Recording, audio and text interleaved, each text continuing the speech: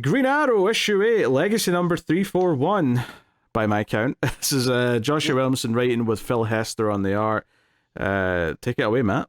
So Hester definitely bringing that Green Arrow from the 90s vibe here. So that was real nice. But here it opens up with Connor in a sling and Oliver full of bullet holes from Onomatopoeia. And we're led to believe that Onomatopoeia got the drop on them and killed Ollie, and now Connor is going to swear vengeance upon his dad. So he goes around the city looking for who hired him.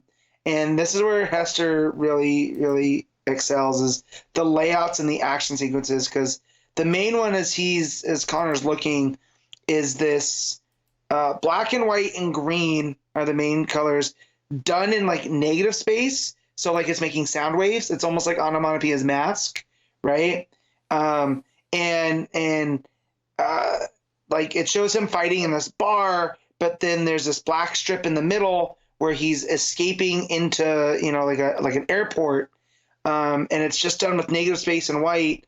And then more of an action sequence as he's coming into all these contacts, which leads him to Onomatopoeia getting onto this yacht where Brick is waiting, right? And Onomatopoeia gets there, and I just like how quirky of a villain Onomatopoeia is, because he only talks in those sounds, right? So when Brick is celebrating, he's got a bottle of champagne, he pops it to where Onomatopoeia has to say the pop, and Brick makes fun of him kind of for this, and Onomatopoeia shows Brick the corpse photos of Ollie as they're going as they're heading out on the boat.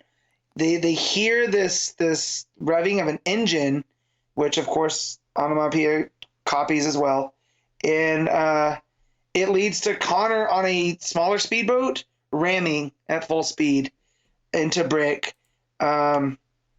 He goes to fight Brick. Brick runs. He fights Onomatopoeia, where now Connor gets shot, and there's just a loud bang. The police end up on this yacht. Brick ends up taking a helicopter. They drop down as the police are surrounding.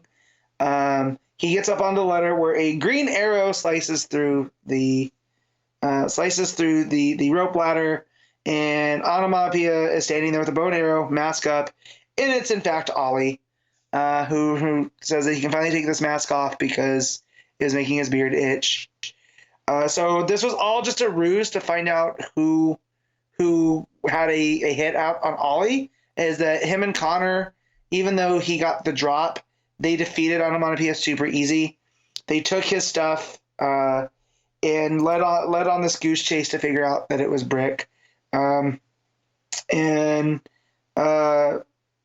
Brick drops on him. He's like, "Hey, you can't leave me out on this boat. It's sinking. I don't swim very well, being that he's made of brick." And then he hears that one of his other kids, his redheaded step kid, is running around with his ex, looking for her. Says, "Your girl left with his ex the last time I saw him, or with his ex." And he goes, "What are you talking about? He's not out in hiding. He works for Waller now," and it shows Arsenal or Red Arrow, whatever we're calling him at this point. It's Arsenal, right? It's just Roy. But I believe Emmy's using Red Arrow now, so... oh, God, I can't keep track of all the Red Arrow, Arsenal characters and what names they're using right now. He's the worst one, right? Emmy's the true Red Arrow at this point, as far as I'm concerned. But yeah, it shows him launching arrows at these military dudes, and it just teases the next issue, the assault on the Hall of Justice. So, seems like Roy is working for Waller in some way. Who knows at this point? This is the most coherent. This kind of, ever since I got out of the time traveling stuff, this book's hasn't been a chore to read. Like, I was feeling something was off when they kill Ollie and then they kill Connor, and I was like, there's no way any of this is true. And for it to end up being like this undercover sting thing, I'm like, I mean, I guess that's fine. But it's leading to a bigger story with Waller in Arsenal and all of those threads that Williamson's had dangling. So at least it's moving the story forward that way. Hester's art's really good. The action sequences are fantastic.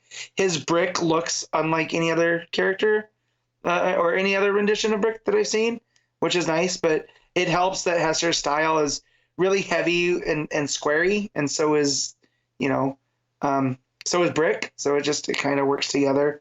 And even all the angles on Ollie and stuff, when he pulls off the mask and his beard, comes down to the point, it's all just very recognizable as Hester. So, I kind of enjoyed this. And I was on the fence, like, no one else is reading this. Connor's not on the show as much, and Pete's definitely not.